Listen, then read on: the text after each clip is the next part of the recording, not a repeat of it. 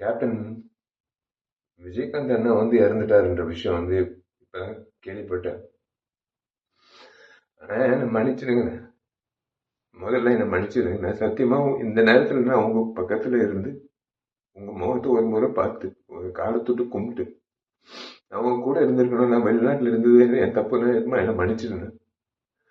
ஏன்னா நான் வந்து நல்லது செய்யறது வந்து சாதாரண விஷயம் இல்லை.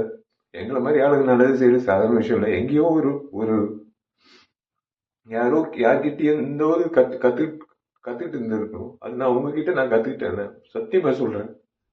ஏன்னா உங்க அலுவலகத்துல வந்து கிட்டத்தட்ட 20 வருஷம் முன்னாடி நான் கேள்விப்பட்டிருக்கேன். நான் நிறைய முறை நிறைய பேர் சொன்னது நான் கேட்டிருக்கேன். உங்க அலுவலகத்துக்கு யாராவது பசியோட வந்தா நீங்க வந்து சோறு போட்டு அனுப்புவீங்க. அதே தான் நான் வந்து நானும் செய்யணும் அப்படின்னு இறங்கினேன். அதே மாதிரி நீங்க எவ்வளவு உதவி பண்ணியிருக்கீங்க இந்த சமுதாயத்துக்கு. இன்னைக்கு வந்து ஒரு அரசியல்வாதியோ ஒரு ஒரு நடிகர் சங்க முன்னாள் தலைவரோ இழந்ததை விட ஒரு நல்ல மனிதர் இழந்ததுதான் என்னால ஜீரணிக்க முடியலன்னு. இன்னைக்கு நடிகர் சங்கத்துல வந்து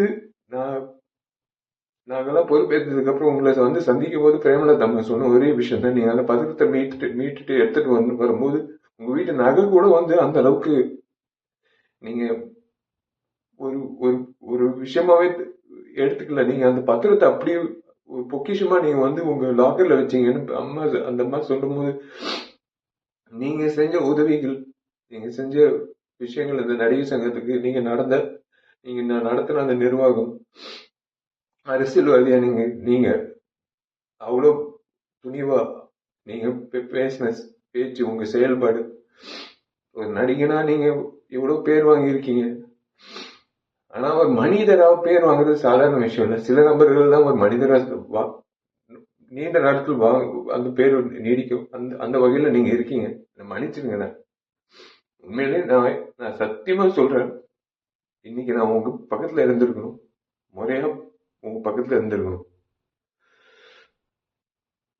உங்க ஆத்ம சாந்தி அடையணும்னு நீங்க நீங்க நல்லா இருக்கணும். சத்தியமா உங்க பேர்ல நான் கண்டிப்பா வந்து உங்க பேர்ல நான் கண்டிப்பா வந்து மேற்கொண்டு நல்லது பண்ணணும்னு இன்னும் தோணுதுன்னு. அவ்வளவுதான், வேற ஒன்றும் சொல்ல முடியல. உங்களுக்கு நான் பண்ண வேண்டிய ஒரு விஷயம் இதுதான் நான் நினைக்கிறேன்.